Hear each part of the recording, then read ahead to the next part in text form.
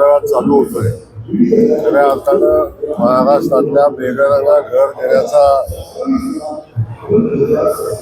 जो संकल्प आम्ही केला होता त्यात आम्ही पहिल्या टप्प्यातलं यश मिळालं आणि 5 लाख लोकांना पण स्वतःचं हक्काचं घर मिळणार आहे। ज्या घरामध्ये ते आता राहायला जातील असं घर मिळणार आहे याची प्रचंड मोठी उत्कंठा आपल्या सगळ्यांनाच आहे। मग आज 5 लाख घरांचा गृहप्रवेशही होईल आणि त्यानंतर साधारण 10,000 कोटी रुपये महाराष्ट्रातल्या प्रधानमंत्री आवास योजनेला आज वितरित केले, केंद्र शासनाकडून वितरित केले जातील। प्रचंड उत्सुकता आता कार्यक्रमाची आहे। साहेब, भाजपमध्ये तिरफळी असल्याची चर्चा आहे की ह्या कार्यक्रमाच्या अनुषंगानं तिकडे गडकरी साहेब आहेत, तुम्ही इकडे आहे, असं काय आहे ते चर्चा आहे? नाही, बिलकुल नाही। गडकरी साहेबांचा पूर्वी कार्यक्रम होता, तो किसनमेर कारखान्यात, तो कारखान्याचा कार्यक्रम पुढे ढकलला, त्यावेळी काही अडचणी आल्या। आज तो कार्यक्रम त्यांनी नियोजित केलेला आहे। मी आदरणीय गडकरी साहेबांच्या सोबत काल दिवसभर होतो, त्यांच्यासोबत कार्यक्रम करून आज या कार्यक्रमाला इथं आलोय।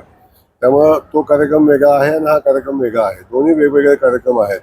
त्यामुळे इतर केंद्रीय मंत्री शिवराजसिंह चौहान साहेब इथे येत आहेत, सोबत मुख्यमंत्री येत आहेत आणि आदरणीय गडकरी साहेब किसनमेरचा जो पुरस्कार वितरण सोहळा आहे त्या सोहळ्याला जातात। या कार्यक्रमामध्ये आपण डिझेल पेट्रोल वाचवण्याचा प्रयत्न केलेला आहे, काय सांगाल? काटकसर दिसते? नाही, काटकसर ऍक्च्युली हा कार्यक्रम 50,000 लाभार्थ्यांचा होता किंवा 50,000 लोकांना अपेक्षित। आम्ही तो कट करून आम्ही 15,000 लोकांच्यावर आणला आणि जे शक्य आहे तो करायचा प्रयत्न केला। शक्यतो बसच वापरायचा प्रयत्न केला की अतिरिक्त गाड्या होऊ नये म्हणून बसेस आम्ही वापरले, साधारण 400 बसेस आपण वापरलेल्या आहेत।